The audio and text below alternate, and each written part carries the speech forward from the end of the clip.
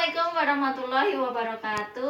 Perkenalkan, nama saya Wati Rujati, asal SMP Islam Nurul Salam Akhoir, Kabupaten Sukoharjo. Saya mahasiswa PPG dalam jabatan angkatan ketiga Universitas Negeri Yogyakarta dengan nomor ujian 2020406830 dan nomor peserta PPG 201503126807.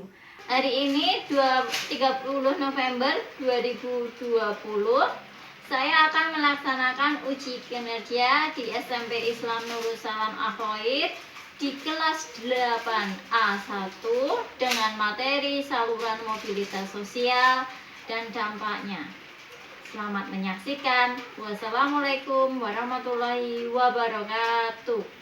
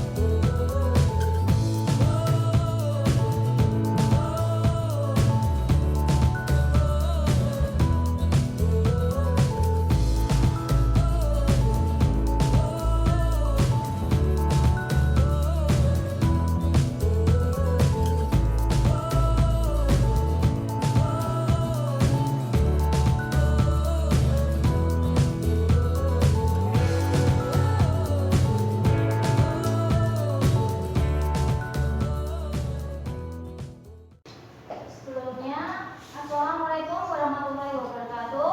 Waalaikumsalam warahmatullahi wabarakatuh. Bagaimana kabarnya hari ini? Alhamdulillah baik. Alhamdulillah baik ya. Sehat-sehat semuanya. Sebelum pembelajaran kita mulai, marilah kita berdoa terlebih dahulu. Silahkan Mbak Eni untuk memimpin doa temannya. Coba duduk, siap gerak. Doa mulai. A'udzubillahi minasyaitonirrajim. Bismillahirrahmanirrahim. Alhamdulillahirabbil alamin. Arrahmanirrahim. Maliki yaumiddin. Iyyaka na'budu wa iyyaka nasta'in. Ihdinas siratal mustaqim. Siratal ladzina an'amta 'alaihim ghairil maghdubi 'alaihim waladdallin. Amin. Raditu billahi rabba wa bil islami dina wa bil muhammadin nabiyya wa rasula. Rabbi zidni ilma warzuqni fahma. Amin. Berdoa selesai. Sebelumnya saya aksen terlebih dahulu ya. Tunjuk tangan ya. Yang pertama Mbak Aisyah, Mbak Alina, Mbak Alima, Amira, tidak masuk ya. Anissa, Astrid, Daryl, Dina Putri, Eka Sapitri. Berarti yang nggak masuk hari ini Mbak Amira ya? Iya. Gimana? Masih semangat untuk pembelajaran kita hari ini? Masih. Untuk menyemangati kita lagi, kita akan menyanyikan lagu dari Sabang sampai Merauke. Silakan berdiri terlebih dahulu.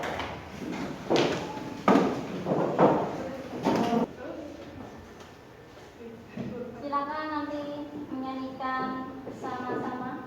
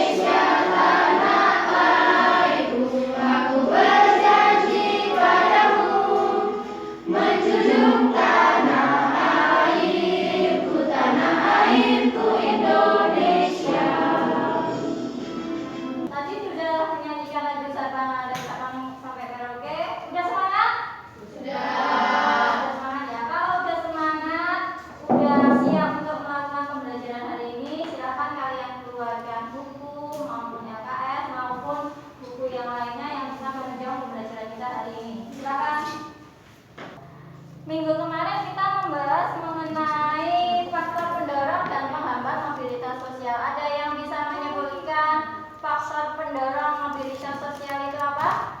Silakan tunjuk tangan. Ya, Mbak Aisyah. Faktor sosial, faktor situasi politik, faktor keadaan ekonomi, faktor individu, kemudian dalam akses pendidikan, faktor struktural. Iya, berarti ada Nah, sekarang kalau ada faktor pendorong pasti ada faktor penghambat. Ada yang bisa menyebutkan faktor penghambat mobilitas sosial itu apa saja? Silakan tunjuk tangan. Iya, Mbak Deva. Faktor penghambat mobilitas sosial adalah 1. Kebudayaan, 2. Kemiskinan, 3. Diskriminasi. Iya, berarti ada 3. Yaitu apa? Kebudayaan, kemiskinan, dan diskriminasi. Tadi faktor pendorong dan penghambat mobilitas sosial. Nanti berhubungan dengan materi kelas selanjutnya yaitu saluran-saluran mobilitas sosial dan dampaknya. Sebelumnya saya sampaikan terlebih dahulu tujuan pembelajaran kita hari ini. Setelah mengamati penjelasan dalam PPT handout, peserta didik diharapkan mampu menganalisis saluran mobilitas sosial dan contohnya dalam kehidupan politik, ekonomi, pendidikan, dan profesi secara kritis. Yang kedua, setelah membaca handout dan referensi bacaan di buku maupun LKS, peserta didik mampu menganalisis dampak positif dan negatif dari mobilitas sosial dengan perubahan masyarakat Indonesia secara baik dan benar. Yang ketiga, setelah melalui proses kerjasama dalam diskusi, peserta didik mampu menyajikan hasil analisis diskusi tentang saluran dan dampak mobilitas sosial dalam bentuk esai dengan penuh tanggung jawab, percaya diri, dan santun. Model kita masih sama ya, discovery learning. Nanti kalian saya minta berdiskusi dengan teman kelompok yang sudah terbentuk, kemudian presentasi, kemudian tanya jawab. Silakan nanti ibu bagikan handout.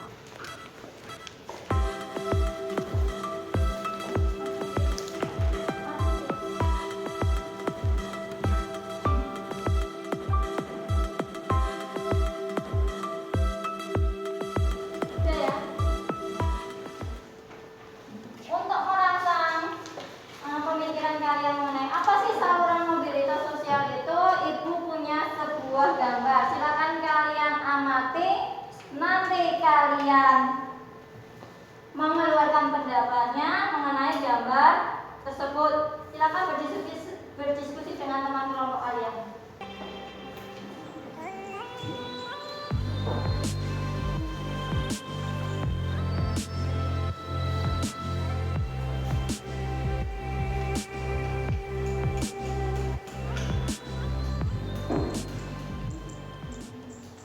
Ya, Mbak Astrid, silakan. Ya, gambar masuk ke universitas. Ada yang lain? Ya, Mbak Daryl. Gambar orang yang sederhana terus masuk ke universitas dan keluar dari orang yang berpendidikan. Iya, betul sekali. Tepuk tangan buat Mbak Astrid dan Mbak Daryl. Ya, itu tadi pendapat kalian mengenai gambar tersebut. Nah, gambar tersebut benar sekali ya. Kita lihat dari yang awalnya orang yang berpakaian sederhana, kemudian dia masuk ke universitas. Habis dari ke universitas, dia keluar pakaiannya sudah beda. Berpakaian rapi, bawa ijazah. Jadi universitas ini termasuk saluran mobilitas sosial. Ada yang ingin bertanya mengenai gambar ini? Berarti universitas itu termasuk saluran mobilitas sosial ya, Bu? Ya. Ada yang bertanya, Mbak Seva, silakan. Ada yang ingin menjawab? Ya, Mbak Fitri. Menurut saya itu termasuk mobilitas sosial karena dengan berpendidikan tinggi dapat membuat orang menambah status sosialnya. Iya, betul sekali. Tepuk tangan buat Mbak Seva sama Mbak Fitri. Ya, betul sekali ya. Jadi universitas ini salah satunya saluran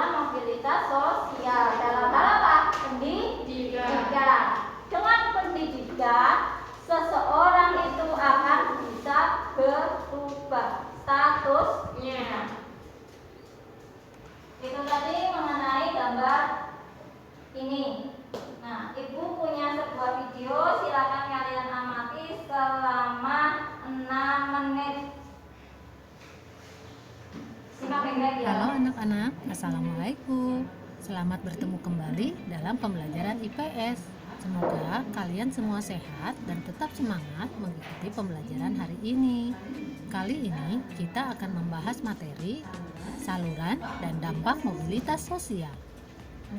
Anak-anak, pada pertemuan sebelumnya kita telah membahas pengertian mobilitas sosial. Coba, ada yang masih ingat apa itu mobilitas sosial? Ada yang tahu pengertian mobilitas sosial? Silakan dijawab.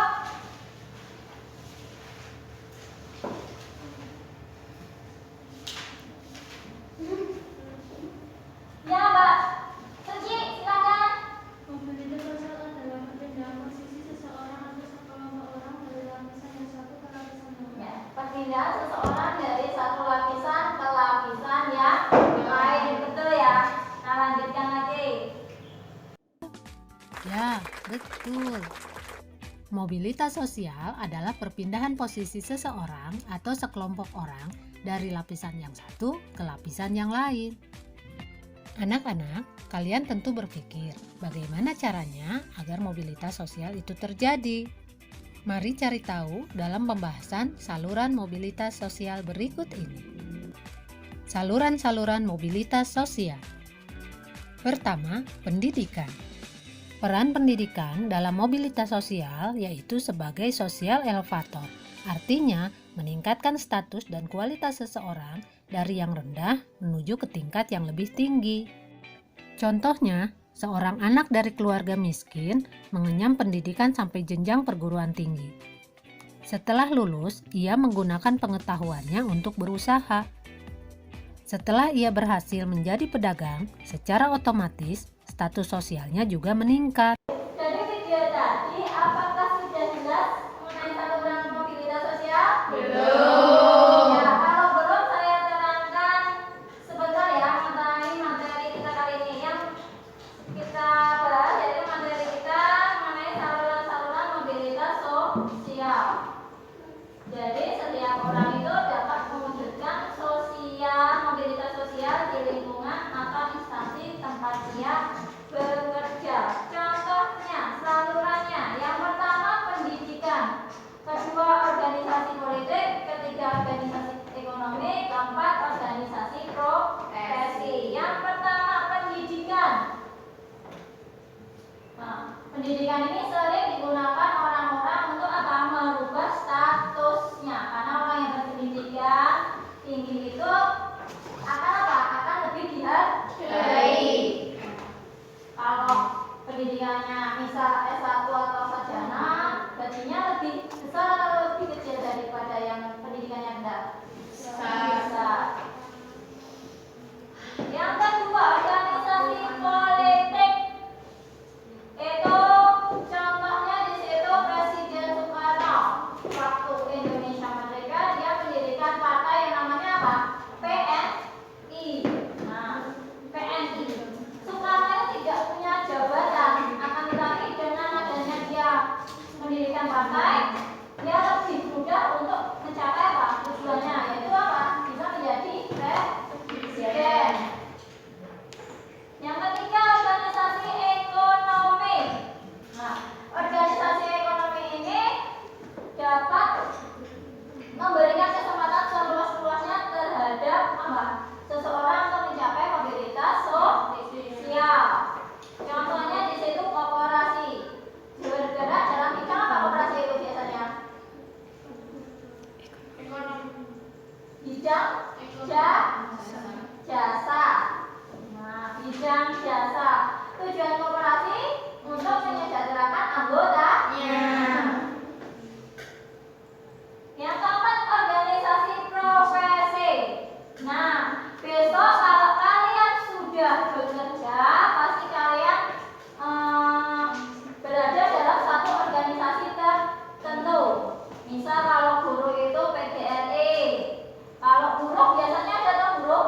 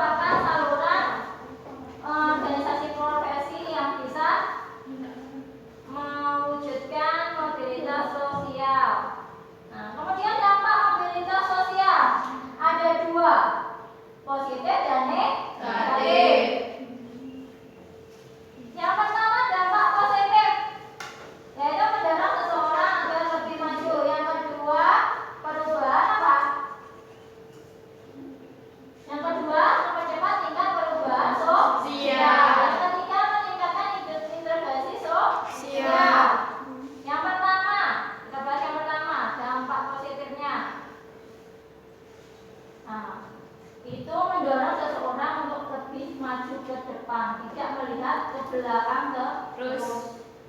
Kalian tidak mau kalau cuma ada di level ini aja, misal apa ya, statusnya nggak berubah, pengen berubah nggak jadi misal kaya, ingin, ya kaya, pintar, pengen toh, nah itu mendorong seseorang untuk lebih maju daripada yang lainnya.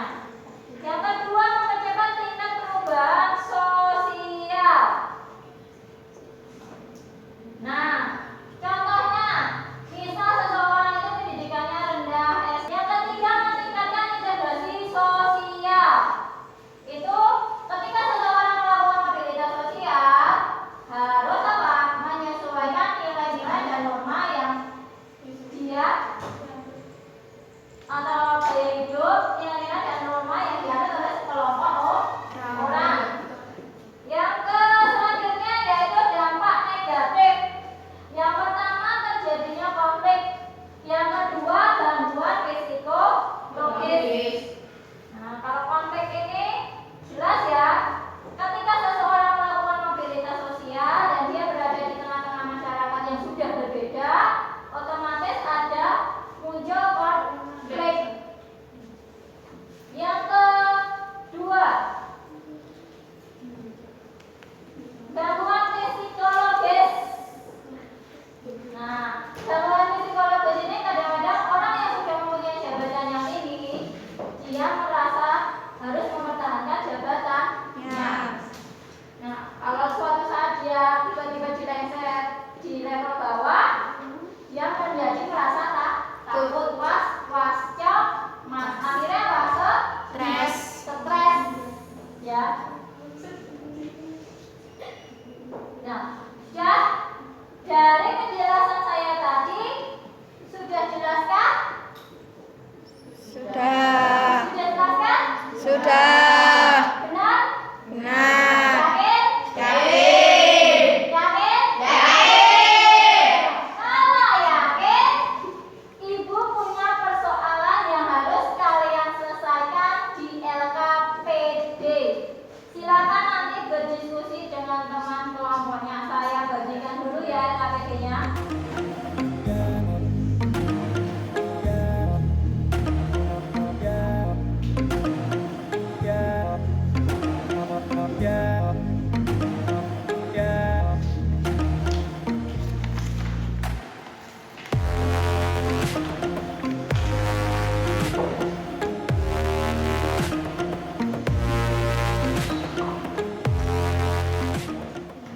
Sudah diterima LKPD-nya? Sudah. Sudah, kalian cermati dulu langkah-langkah yang harus kalian lakukan di dalam LKPD. Silakan dikerjakan berkelompok, nanti presentasi dan buka sesi tanya jawab. Kerjakan selama 10 menit. Silakan.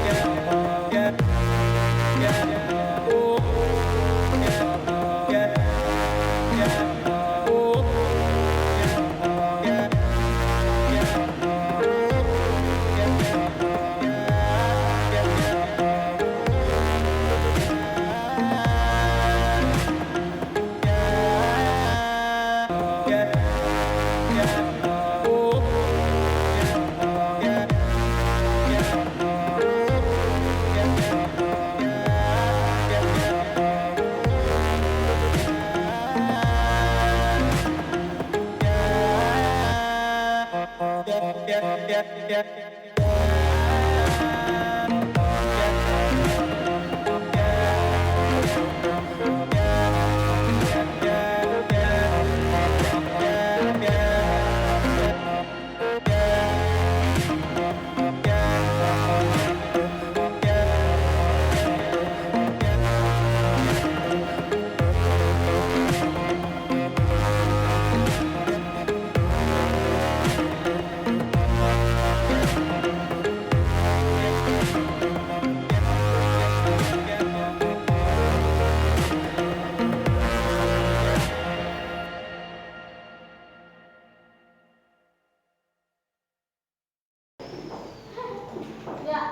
kalau sudah selesai silakan kalian presentasi di depan kelompoknya. Tunjuk tangan. Ya, Mbak Amira, silakan sebutkan nama dan kelompoknya. Silakan berdiri. Nama Anissa, kelompok berani. Berbagi atas Yang lain mendengarkan nggak? Pegadaian syariah, melayani siapa saja organisasi ekonomi seperti berbagi atas, melayani semua masyarakat yang membutuhkan. Jadi, kesimpulannya menurut pendapatmu, bagaimanakah peranan saluran mobilitas sosial di atas terhadap mobilitas sosial? Organisasi ekonomi, organisasi perusahaan ataupun jasa pada umumnya memberikan kesempatan seluas-luasnya bagi seorang untuk mencapai mobilitas vertikal. Ya, itu tadi presentasi dari kelompok Mawar. Tepuk tangan terlebih dahulu. Ya. Apakah ada pertanyaan buat kelompok Mawar? Silahkan tunjuk tangan. Dari kelompok mana? Nama, tunjuk tangan. Silakan. Ya, Mbak Eni. Mbak Eni? Sebutkan macam organisasi ekonomi selain pegadaian. Ya, silakan dijawab kelompok Mawar. Koperasi badan usaha. Ya, apakah setuju? Setuju. Ya, tepuk tangan buat kelompok Mawar. Ya, kita bahas ya. Nomor 1 itu benar sekali ya, yaitu gambarnya mengenai pegadaian syariah selain koperasi. Dia juga melakukan apa? Usaha jasa. Nah, koperasi itu pegadaian itu kan ada bidang-bidangnya, sub-subnya. Orang bisa yang melayani customer, kemudian direkturnya juga ada loh. Berarti itu ada saluran mobilitas sosial. Kemudian nomor 2, ada yang ingin presentasi? Silakan.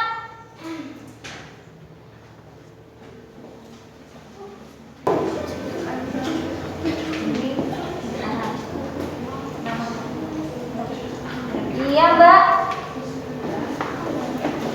Dari kelompok Pasmuri, nama saya Suci. Iya. Keras. Bagaimana pengaruh interaksi sosial terhadap mobilitas sosial yang dialami oleh Hidayati?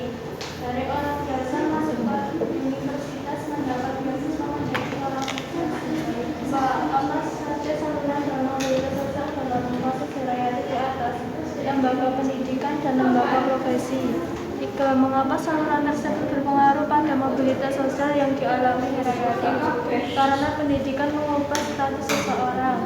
4. Bagaimana dampak positif dan negatif mobilitas sosial di lingkungan sekitar kalian terkait dengan perubahan sosial pada saat sekarang ini, khususnya ketika mengalami COVID-19 yang kita alami saat ini? Positif, mendorong seseorang untuk lebih maju. Negatif, terjadinya konflik dan gangguan psikologis. Ya, tepuk tangan buat kelompok Pasmuri. Saya ingin bertanya ke kelompok Pasmuri, silakan.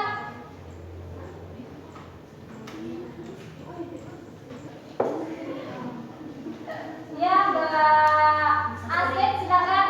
Termasuk mobilitas apakah yang dilakukan Hirayati? Ya, Mbak Aljina, silakan.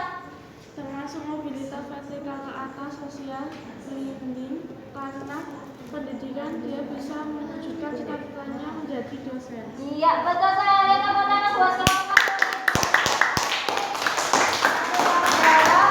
Ya, benar sekali ya.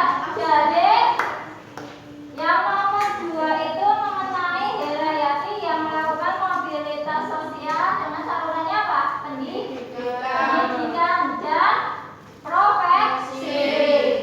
Dengan lulusnya dia berpendidikan tinggi, membuka kesempatan dia untuk menjadi dosen seperti impiannya sejak asal ada kemauan pasti ada jalan.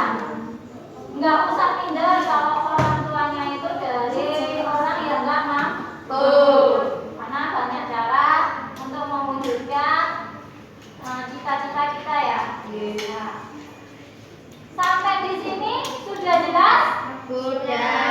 Sampai di sini sudah jelas? Nah, kalau sudah jelas, silakan ada yang mau menyimpulkan mengenai pembelajaran kita hari ini. Ya, Kak Adina, silakan yang lain mendengarkan. Saluran mobilitas sosial dibagi menjadi 6: pendidikan, keagamaan, angkatan bersenjata, organisasi politik, profesi, ekonomi.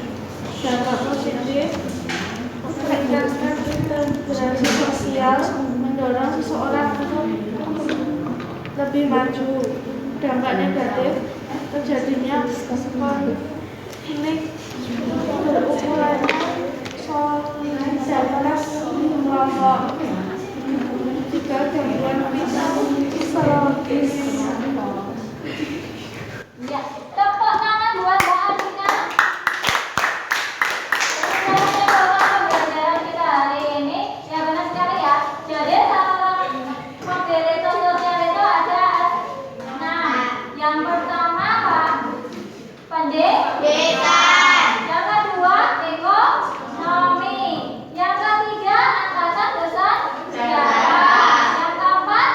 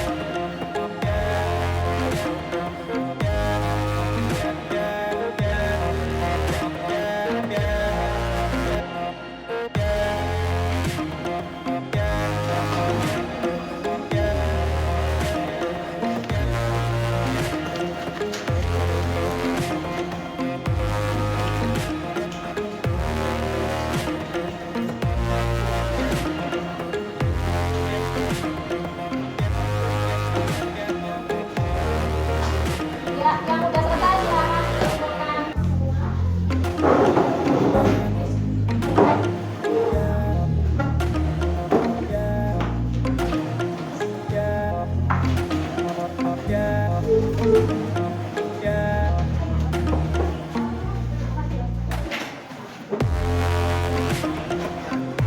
Ya, udah ya, selesai.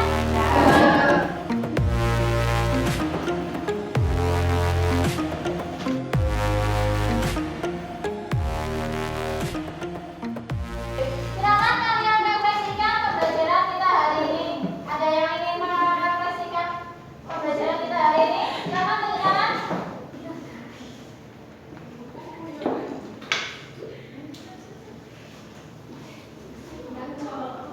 Yang keras Mbak? Iya Mbak Jo. Iya.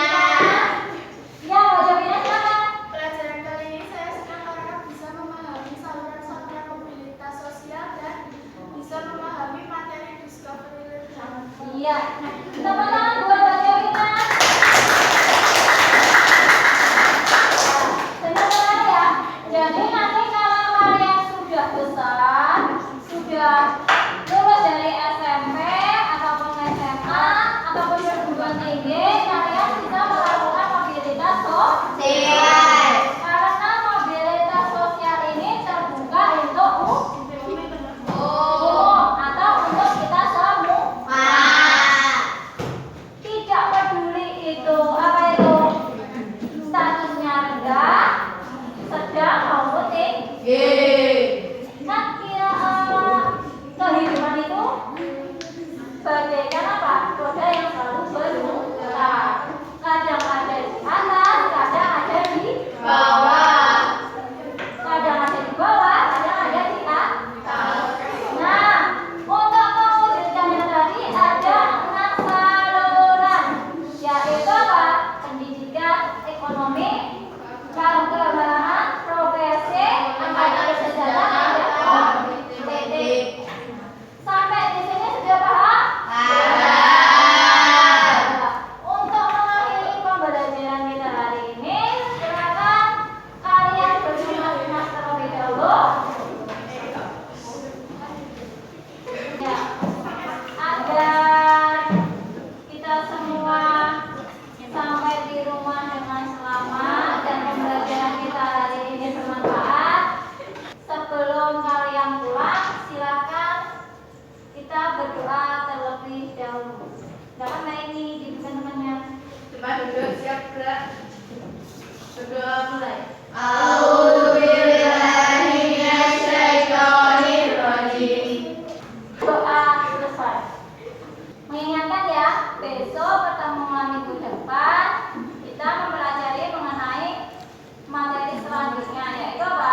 Pluralitas masyarakat Indonesia. Kalian pelajari terlebih dahulu. Besok minggu depan akan kita bahas bersama-sama. Nah, kalau kalian pulang nanti hati-hati di jalan.